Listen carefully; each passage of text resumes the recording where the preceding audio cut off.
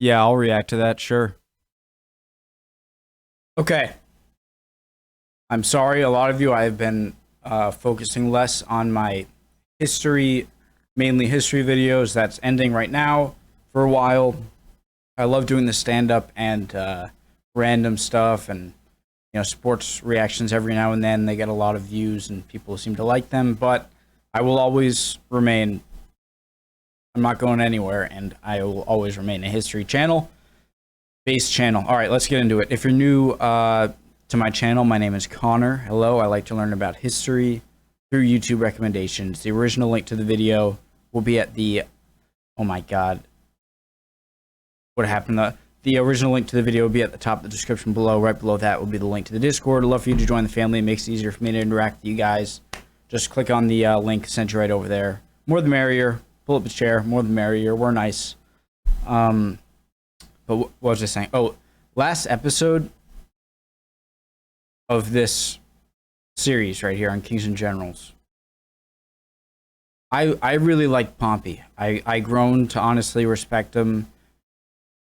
If not as much as Caesar, then very close. And I can't believe, spoiler if you didn't watch the last episode, the last two was, what was before that too? Dyrrhachium. Dyrrhachium was great. And yeah, Pharsalus was the end of the last one. But Pompey went to Egypt because the current pharaoh, Alexandria at the time, or whatever, the current pharaoh, I forget his name, but I guess his father had owed Pompey a debt, and so he would go over there, but then he ended up getting murdered, not only assassinated, but brutally, like got onto a boat, everything seems sketchy, and then they just stab him and then cut his head off and then put his head in a basket. And I knew, right away I was disgusted. I was just like, this is a guy I was starting to really respect. And throughout all these history video, just skip ahead to the, I know I'm ranting, just skip ahead to the video if you want. It won't hurt my feelings. But I'm watching all these videos, not just the Rome or the 30 Years War, Alexander the Great, World War II. It's just, it's pretty rare, or more rare than I thought it would be, to see such evenly matched sides going at it. And there's been a lot of those cases in this series with the Roman Civil War, and I just hate to see him go, and to go the way he did. And I knew right away that Caesar, from what I've learned of him so far, would not like this. I'm sure they meant it. The people who assassinated and severed the head and put it in a basket as a present for Caesar intended it to be like a show of loyalty. But as I expected and was glad to see, Caesar was not pleased with that, horrified, and didn't think that even his enemy should be. And they weren't enemies their whole lives. They were pretty close. Yeah, that was crazy, and I didn't like it. But I didn't like that he died. But I mean, history is history. It's written in stone. And what happened, happened. All right, let's continue. If you're not ready to learn, get the hell out. Nobody wants you here. Or sit in the back and chill. That's fine, too. Okay, let's go. It had now been approximately a year and a half since Caesar made the fateful decision to cross the Rubicon. In that time, he had forced the Optimate faction out of Italy and conquered the peninsula, defeated the Republic's best army in Spain, and had now defeated the Republic's greatest general, Pompey, at Pharsalus. But civil wars, by their nature, demand a total victory, and Caesar still had a way to go to accomplish this goal. And unfortunately for him, in this episode he will not take steps to finish the war, but will be dragged into a civil war of another state. Badass champions, tough bosses, millions of players. The sponsor of today's video, Raid Shadow Legends, has all of that, but it also has a ton of depth. It's got 13 playable factions, and today we're going to talk about the High Elves. For now, use our links below to download Raid yourself on your mobile phone or PC. Okay, so High Elves. Classic good guys from the walled kingdom of Arabia. I've decided They're it's easy the on least I eyes, can their do queen is a powerful sorceress, to let and their they've been ads that fighting evil pay forever. them and The sponsor problem them is, it's not always clear in the whose video side I'm they're reacting on. to. To find out So, more, we're you'll just watching have to them. meet them in the story campaign. Our favorite high elf champion is Royal Huntsman. Just look at that helmet.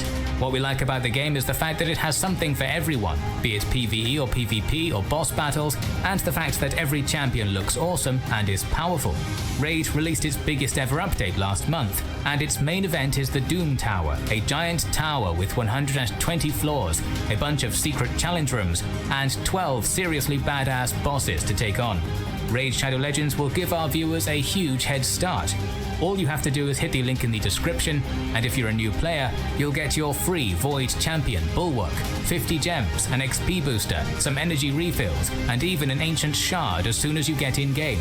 All this treasure will be waiting for you here. Oh, I love the map. Throughout Caesar's campaigns in Greece, I'm a simpleton. When I see a nice, pretty map that they're getting better and better at, I always thought Kings and I'm talking too much. All right. I love maps and good maps. They get me excited, ready to learn. Throughout Caesar's campaigns in Greece, he had continued to levy legions elsewhere, adding the 31st, 32nd, and 33rd to his ranks. Following the Battle of Pharsalus, he also inducted some of Pompey's surrendered men into his army, making the 34th, 35th, 36th, and 37th legions. Caesar, by this stage of the war, now had the numerical advantage, but the Optimate faction still harbored some of the most influential politicians of the day. The war was far from over. Caesar's first faction still harbored some of the most influential politicians, but the Optimate faction still harbored some of the most influential politicians. Whoa, what's wrong with Caesar's leg there? Is that just animation of the day? The war was far from over. Caesar's first priority after the Battle of Pharsalus was Pompey himself. He immediately left in pursuit, leaving Antony to oversee the political situation in Rome. It was the time of year where the elections for next year's consul would usually be decided, and Caesar's term as consul of the year 48 BC would be coming to an end. Caesar would entrust Antony with ensuring that his political power continued. So Mark Antony seems to be one of his most loyal, followers, Caesar. And Pompey is I didn't like this. Having picked up on Pompey's trail through informants in Asia Minor, Caesar pursued Pompey to Egypt with a fleet of 10 Rhodian ships, as well as a few more from Asia Minor. On board were 2 legions, the 6th and 27th, totaling just around 3,200 infantry, as many soldiers as had been lost to war and illness over the years, and 800 cavalry. Caesar only learned of his ex-triumvir's death upon his arrival in Alexandria at the start of October 48 BC, just a few days after Pompey's death. According to Plutarch and Cassius Dio, his head when must Caesar have was looked... first presented with Pompey's head, he turned away disgusted. I mean, I don't know what 2 days will do to decomposition, but... When Caesar was first presented with Pompey's head, he turned away disgusted. He was next presented the seal ring of Pompey, at which point Caesar broke down in tears. He's a great man. He's really growing. Both historians interpret this more grief respect differently. than I have for even Napoleon. Both historians interpret this grief differently. Plutarch claims that it was genuine. After all, though enemies in later life, Caesar and Pompey had been political allies for around 8 years, had effectively ruled Rome together, and had even been related by marriage. Dio, on the other hand, claims that this grief was only for show, and that Caesar had always hated Pompey from the start. It is impossible to say which is true. However, it is likely that Caesar was incredibly frustrated at Pompey's death. Caesar had a genius for public relations. Capturing Pompey, forcing him to renounce the Senate, and then pardoning him, as was Caesar's habit, would have been the ultimate coup de grace. So he's saying that maybe he he wasn't so upset about Pompey's death. It's that it robbed him of the opportunity of a very good public image, I guess. Instead, Pompey's assassination made him a martyr for the optimate cause, something Caesar would have surely wished to avoid. In Rome, however, Antony was able to capitalize on news of Pompey's death. Many in Rome had refused to believe that Pompey had been defeated, but upon being presented with Pompey's ring, which Caesar had sent to Rome, they finally accepted that the old general was lost and was dead. Rome now acclaimed Caesar as the victor. Imagine if he sent him the head too. Bestowing countless honors on him. Seizing upon the situation, Antony labeled the Pompeians in Africa as conspirators, declared a national emergency, and that a dictator. Rome finally accepted that the old general was lost and was dead. Rome now acclaimed Caesar as the victor, bestowing countless honors on him. Seizing upon the situation, Antony labeled the Pompeians in Africa as conspirators, declared a national emergency, and that a dictator was needed. The man chose as the victor, bestowing and was dead. Rome now acclaimed Caesar as the victor, bestowing countless honors on him. Seizing upon the situation, Antony labeled the Pompeians in Africa as conspirators, declared a national emergency, and that a dictator was needed. I was confused because I wasn't sure if for some reason Mark Antony was saying something about the killing of Pompey was wrong, and that's what confused me. But it's to kind of make it so you might not to have a military invasion of North Africa if you just say, you know, hey, Pompey's dead. We declare everyone in Roman territory that hasn't yet been marched through and conquered by Caesar's armies to be conspirators, and so maybe give up without a fight. Okay. Conspirators declared a national emergency, and that a dictator was needed. The man chosen to be dictator was, of course, Caesar. I wonder. Rather than the regular 6 months, such bad his allergies. term as dictator was also set at 1 year, running through October 47 BC. In return for his continued loyalty and effectiveness, Antony was named by Caesar as Master of Horse, effectively his second in command, and was entrusted with the governance of Italy and Rome in Caesar's absence. Many Optimate politicians, Mark Antony, I'm sorry. BC, in return for his continued loyalty and effectiveness, Antony was named by Caesar as Master of Horse, effectively his second in command. Pretty much saying, like, thanks for not, like, putting a coup in Rome when I was away. Entrusted with the governance Mark of Italy Antony, and very Rome loyal. in Caesar's absence. He's like the VP. Many Optimate politicians, such as Gaius Cassius, now returned to Rome and appealed for forgiveness from Caesar. Kill him! All were spared and welcomed into the new regime. Cicero also returned to Rome and was forgiven. He returned to the Senate. Can I just say something big I've learned about history is that one of the many big kind of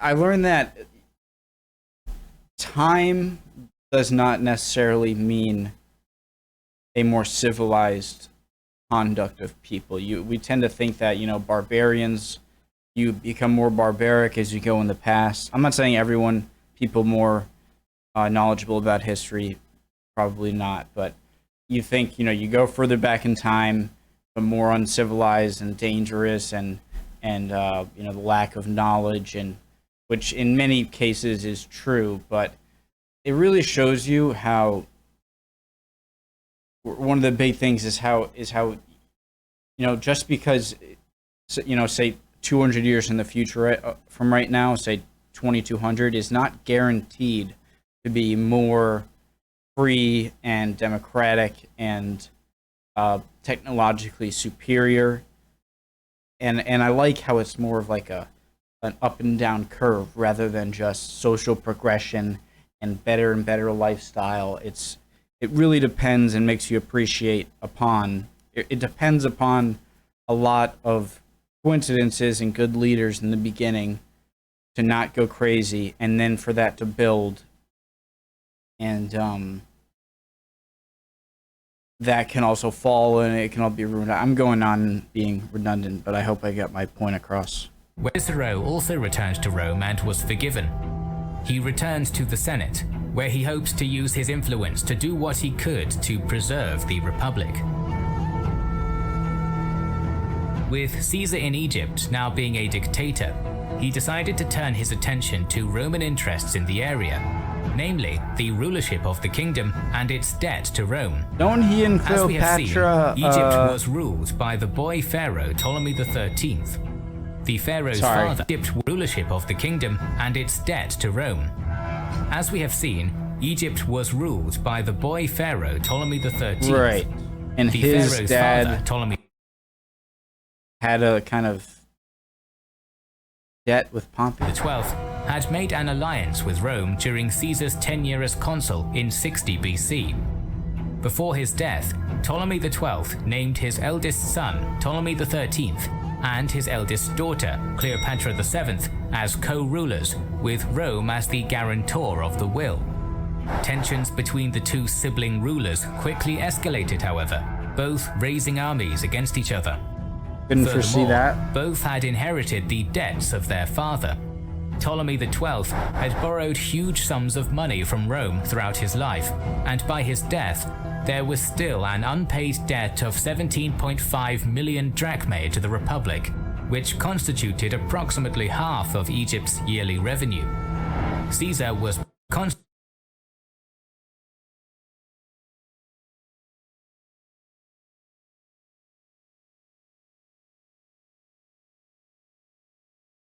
Okay, so there was a debt to Rome when Caesar wasn't even the dictator, but now Pompey's dead, Caesar's over there.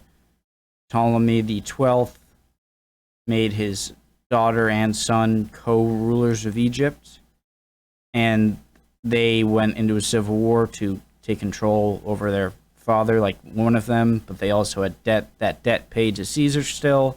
And so they're fighting a civil war and having to pay it back. And it seems like the son Ptolemy won, and Cleopatra fled to, would that be like modern day Cairo or something? Constituted approximately half of Egypt's yearly revenue. Caesar was badly in need of money to pay his growing armies, and also saw an opportunity to solidify Roman influence in the area. As consul when the alliance... This is making me think of that Family Guy clip with when Stewie, like Brian gets out of the shower and Stewie's there. He's like, so, you got my money? And Brian's like, oh no. And Stewie's like, oh, I could have sworn, and then just ends up beating the crap out of him. Oh god, Caesar's going in to collect. To solidify Roman influence in the area. As consul when the alliance with Egypt was first made, and the current dictator, Caesar thought it his obligation to see that pro-Roman rule in Egypt was maintained and that the debt was paid. Caesar first attempted to take a diplomatic approach, suggesting that Ptolemy and Cleopatra both disband their armies and that he act as an arbitrator to see their father's will fulfilled. He also requested the debt be paid, but was willing to reduce it to 10 million drachmae. Ptolemy, though pharaoh by title, was still young, and as such, was being advised by a council who effectively ruled Egypt through their regency. Pothinus, a eunuch, was one of the most influential of these advisors. It had been on his advice that Pompey had been assassinated as a ploy to curry favor with Caesar. Now he opposed Caesar's suggestions. He saw Caesar's arrival as a threat to royal authority, and initially refused to pay the debt. He even went so far as to bring Ptolemy's royal army into Alexandria under the command of Achilles, one of Pompey's killers. This was clear defiance of Caesar's demands that Ptolemy's royal refused to pay the debt. He had to royal authority, and initially refused to pay the debt. He even went so far as to bring Ptolemy's royal army into Alexandria under the command of Achilles, one of Pompey's killers.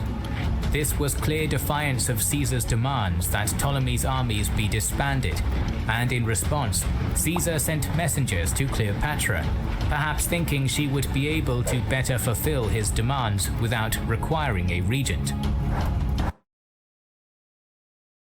I have a feeling this is not, it doesn't look like right now it's going to end up well for Caesar, but I have a feeling it's not going to end up well for Ptolemy. Cleopatra decided to meet Caesar in secret within Alexandria. Plutarch gives an extraordinary account of this meeting, in which Cleopatra, with the help of her right-hand man Apollodorus, smuggles herself into the city in a bed sack, laundry bag, or carpet. Cassius Dio gives the much more reasonable account that the two simply met in secret with no reference to her being smuggled in.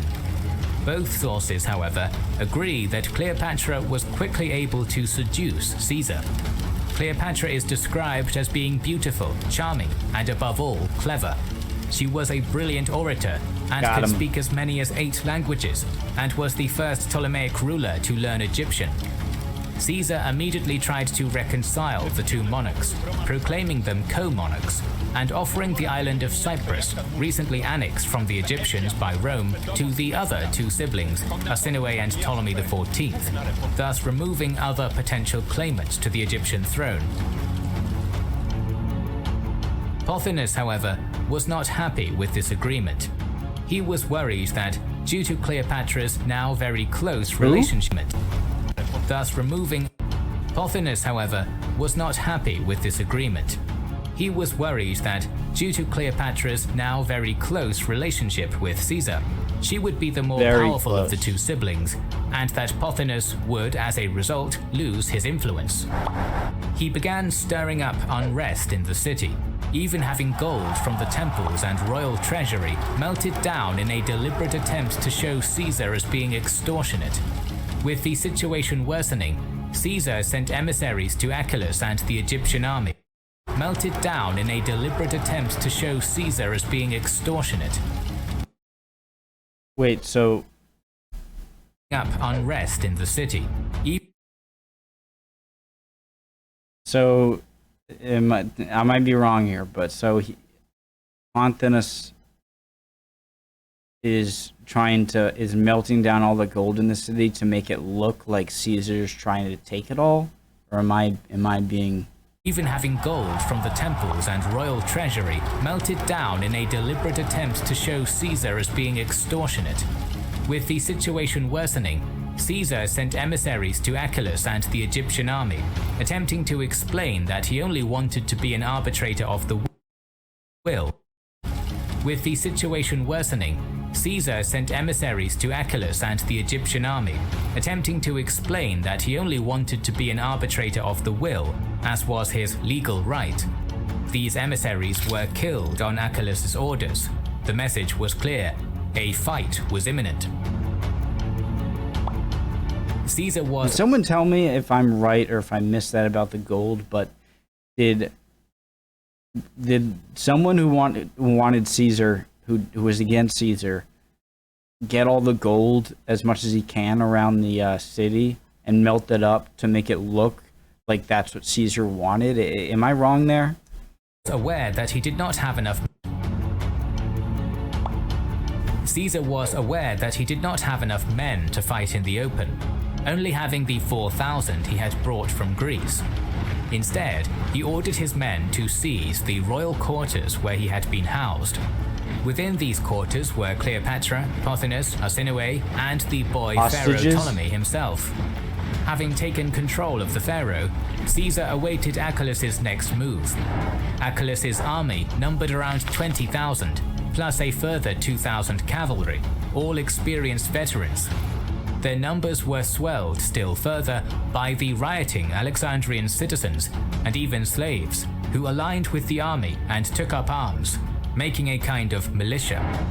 Things were descending into chaos, and Caesar was forced to begin further fortifying his position. I would be like, oh wow, Caesar's screwed, or anyone in this position, but I feel like that there's no way Caesar dies here. I know that. And so something must happen here where Caesar wins. And to send messengers to allies of militia. things were descending into chaos, and Caesar was forced to begin further fortifying his position and to send messengers to allies and his forces in Asia Minor requesting reinforcements. What had started as a simple political mission had now devolved into a siege. Achilles' army occupied the majority of the city to the west, including the Euanstos harbour, while Caesar only held the royal quarters and the royal harbour. Go around the back and burn the ships? Achilles regularly attacked Maybe Caesar's not position, an option. probing for weaknesses, but the narrow streets helped mitigate the difference in numbers, Caesar's men consistently repulsing these attacks. Achilles next turned his attention to the great harbour Urban where both warfare? the Egyptian fleet and Caesar's fleet lay at anchor. There you go, good idea. If Achilles could seize this harbour and the ships, he would be able to cut off any chance of Caesar being resupplied or receiving reinforcements. Sending a diversionary force to attack Caesar's defences, Achilles simultaneously sent a larger force to seize the harbour. Caesar was well aware of the strategic value of the harbour, and so, leaving as small a force as was necessary to hold the defences, he led his men to the harbour. The fighting around the harbour was particularly brutal, and Caesar quickly realised he did not have enough men to win this fight and defend the harbour. Instead, Caesar effectively fought a delaying action, holding off the Egyptian force long enough for his men to set fire to the Egyptian fleet and pull their own fleet back to the royal harbour. The fire was ferocious and spread quickly, partially burning the Great Library of Alexandria. The damage was relatively minor, fortunately, and the library would continue for a number of centuries. So the killing of Pompey at the end of last episode seemed to be less like currying favor for Caesar than just not liking Roman interference, period. Afterwards. Fortunately, and the library would continue for a number of centuries afterwards. Seizing the opportunity of having naval supremacy, Caesar sailed a portion of his men to the island of Pharos, which controlled access to all Alexandria's harbours, establishing a small garrison there, likely around the promenade on which the lighthouse itself was situated. Caesar and the rest of his forces then retreated back to the royal quarters. While Caesar persisted in improving his defences, Pothinus continued his resistance from the inside. Secretly, he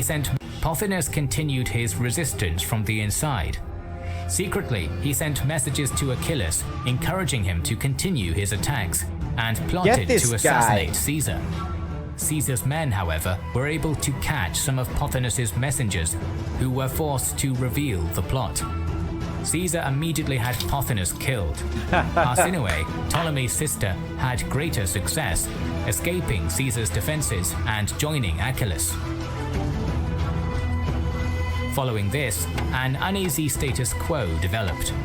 Caesar continued to fortify his position against any assaults, even making makeshift battering rams to break down the walls of houses to keep a continuous line of defence. The Alexandrians also constructed their own barricades to keep Caesar penned in, some as high as 12 meters.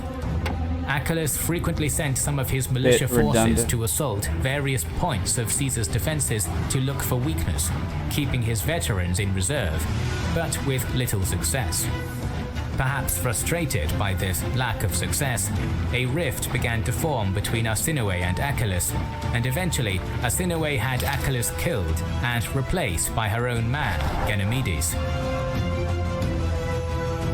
Ganymedes was a cunning general and immediately took steps to try and break the stalemate. One of you guys told me many episodes back that keep watching, like after the third episode, the series, each episode just gets better and better, better quality, more. And whoever you were right. Ganymedes. Ganymedes was a cunning general and immediately took steps to try and break the stalemate. Alexandria was supplied by subterranean watercourses that ran... Hey, maybe So a eunuch, I mean, they have to be able to pee. So they must just have their bullocks. Is that what you guys call them? British. They just have them like. But I mean, that's one less, sensitive point if you're a warrior. But maybe you have less testosterone. I don't really know what the process is when you are creating a eunuch. Alexandria was supplied by subterranean watercourses that ran throughout the city. Ganymedes, therefore, ordered that those sections that flowed into the parts of the city controlled by Caesar be blocked, and then had these sections polluted with seawater, rendering them undrinkable.